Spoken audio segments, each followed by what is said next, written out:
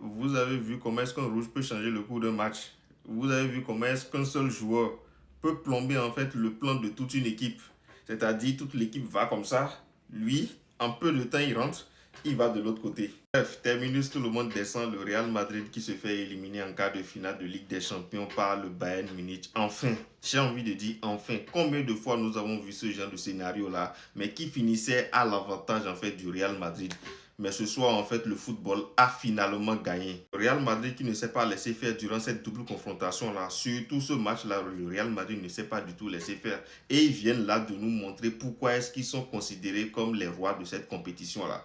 Au-delà, en fait, du fait que ce soit eux les recordman de trophées dans cette compétition-là, ils viennent de nous montrer que peu importe l'état de santé du club, peu importe l'état de santé ou bien de l'équipe, en fait, ils sont capables de faire douter n'importe quelle équipe au monde. Cette équipe peut être au sommet de son art. Cette équipe peut être à son prime. Quand elle tombe sur le Real Madrid est capable, en fait, avec le peu d'occasions qu'elle peut se procurer, de te faire douter. C'est exactement ce qui a failli se passer ce soir. Le Real Madrid, comme à son habitude, a voulu faire un braquage. Un énième braquage en Ligue des Champions. N'eût été la vigilance du Bayern Munich qui a appris de ses erreurs passées. Voilà, c'est pas le même effectif, c'est pas le même coach, mais je pense qu'ils ont appris de leurs erreurs et puis ils ont décidé en fait de rentrer dans le jeu du Real Madrid. Parce qu'au début, comment est-ce que ce match-là a commencé?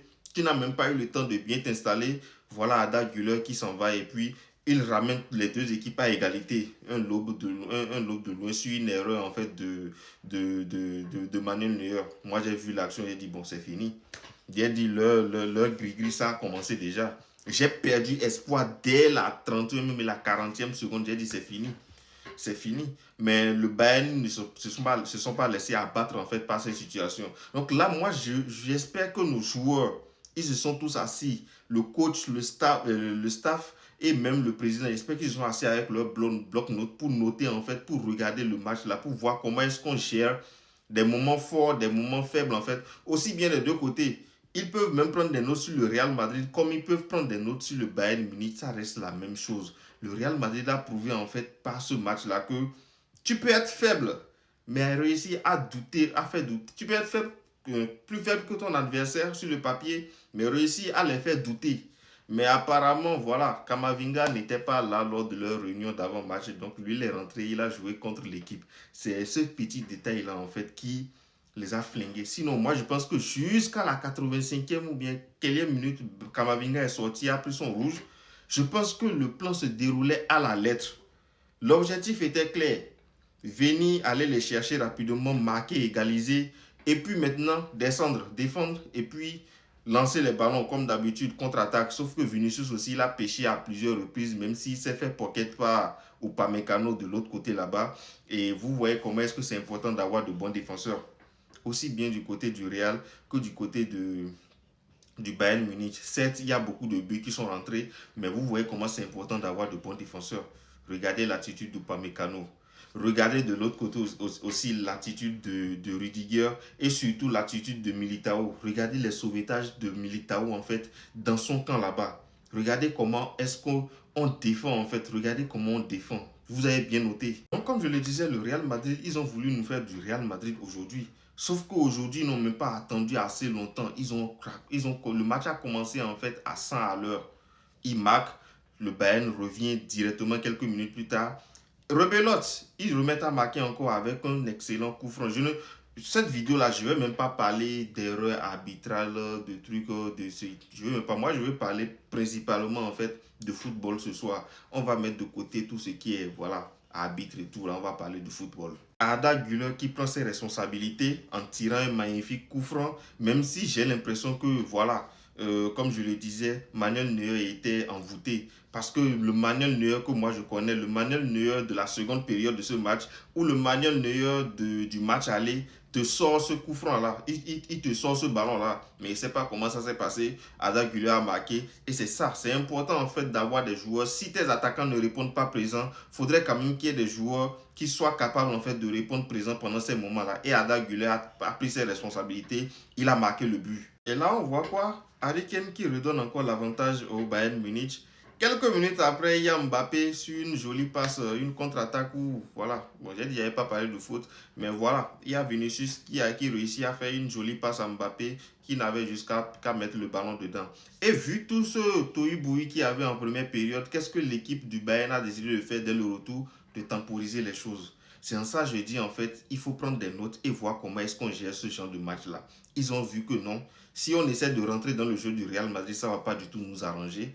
Ils ont temporisé les choses. C'est vrai qu'ils ont passé une grande partie du temps à s'asseoir en fait dans le camp du Real Madrid. Mais derrière, ils n'avaient pas une ligne assez haute.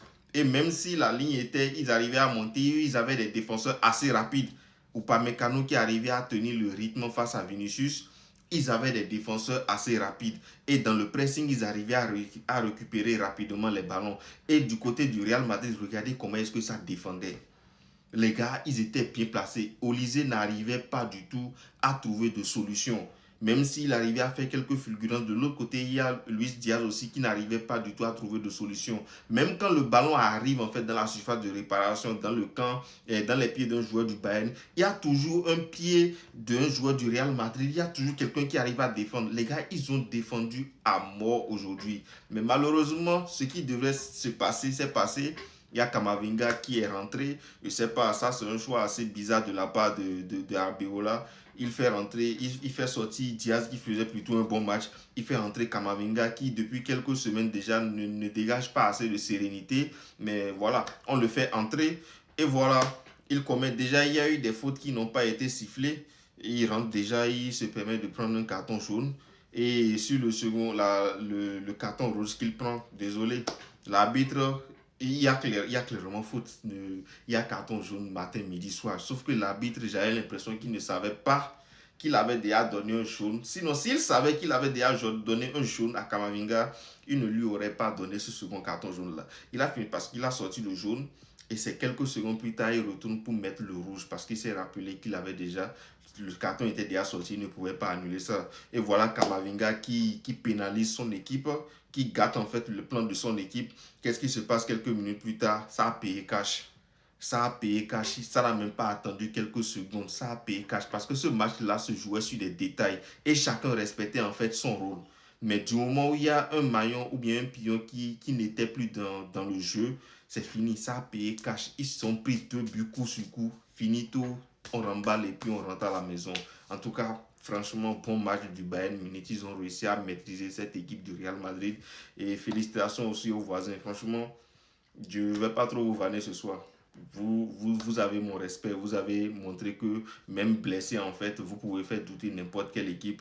Mais il s'agit là maintenant de rentrer chez vous à la maison. Et voilà. C'est saison blanche, non? Voilà. Nous, au moins, on s'est fait éliminer, mais on a quand même 2 trophées là. Bon, on a un trophée là pour le moment, mais la Liga nous attend les bras ouverts. Et voilà, bon courage à vous. Et on se retrouve en Espagne.